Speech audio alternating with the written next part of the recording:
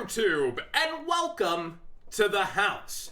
I've seen a lot of forbidden and limited lists running around, and my Rocky boy keeps ending up on them. AMANO IWATO. That's your answer to hitting True Draco, really, guys. I've seen this on more than a couple lists, and here's my opinion. This card is very fair and balanced. True Dracos are the problem, and you're trying to kill one card for the sins of another archetype. True Dracos do break the game in multiple ways, and we'll get into that in a second.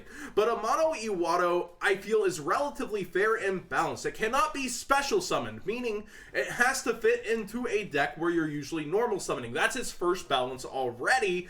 And then it's a spirit monster, so it's going to back into your hand when normal summoned. There's its second balance. It's not going to work out during your opponent's turn. So what's it mostly good against? Something we've been begging for counters for and finally got it with Called by the Grave. It's good against hand traps. But it is only good against hand traps using one deck in this entire metagame. True Draco is one of the most dominant forces, and that's where the problem lies for a lot of these rogue duelists and people that want this card hit. It's a problem for them that this card exists, and it makes it harder to shut down True Draco. Really? You think that makes it deserve a spot at 0, 1, or 2? It does not deserve to be touched on the FNL list. So like Cmote, we're about to talk about a card for 10 minutes and why it's fair and balanced, and talk about other cards to show what True Dracos really do to the metagame. True Draco Heritage is here on the screen, more so as an example than for itself, but it's one of the more busted draw cards that True Draco have that I'm sure after it's activated, you're able to get things going further with extra draws into Pot of Duality. You're able to get Pot of Desires, Card of Demise, so much advantage, along with a built-in draw card. And AMANO protects this from getting ogred, from getting ash, from so many things happening to it. So that can be a frustrating experience, but this is where it truly gets broken. Every single True Draco spell or trap allows you to Tribute Summon, Tribute Summon, Tribute Summon again. Multiple times within the turns. You're not limited to just one extra. You're able to do it over and over. And not only does it break that mechanic of being able to summon over and over for tribute summons, it also allows you to tribute the spells and traps themselves with the True Dracos. That's called breaking the game of summoning. They are literally breaking into being summoned a way that no other good deck has done relatively before. So AMANO is the problem, right? You see where I'm getting at? Diagram gives consistency to the deck. Masterpiece is one of the ultimate tools, and you often end up shoving AMANO off for its tribute or getting it back to your hand to do it all over again next turn. But AMANO doesn't stay on the field. But it's not what's breaking the deck, it's what's giving it a little extra tool for consistency to avoid getting hand trapped so you can activate all your other broken cards. Where else does AMANO fit into the meta? I don't think there's many other places besides True Dracos, and that shows where the problems lie with it. If you take True Dracos out of the meta, AMANO's not a problem. And a lot of people's arguments are that Diagram needs to end up in the Megaton, so what do we hit first? Well, here's another example of a really broken card people wanted banned before, but didn't get banned or limited or semi'd. Card of Demise. A card that's allowing you to draw 3 cards that works perfectly in this deck. Where else in the meta is this card activated? I'll wait. Crickets chirping. Oh, Paleozoics, you say?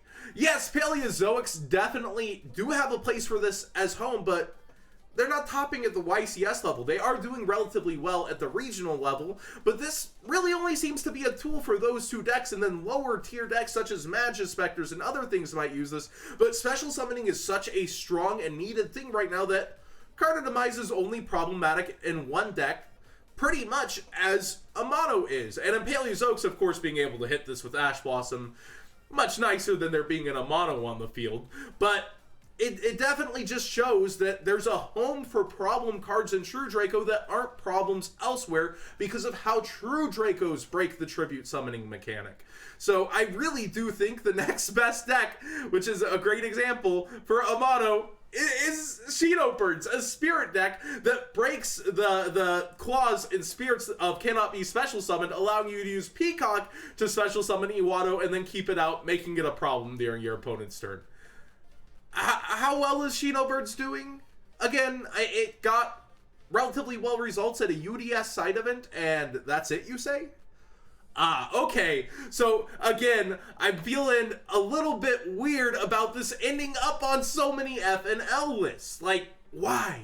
What's it doing? I think we can allude to another card that became a small problem at one point that was more of a tech than anything later in Pepe format.